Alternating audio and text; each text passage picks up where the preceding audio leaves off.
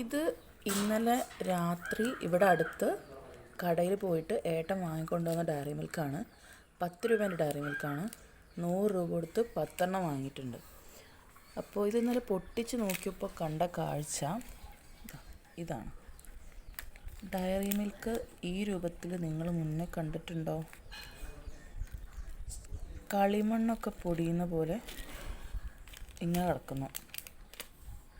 ഒന്ന് ഞാൻ പൊട്ടിച്ചൂടെ കാണിച്ചു തരാം.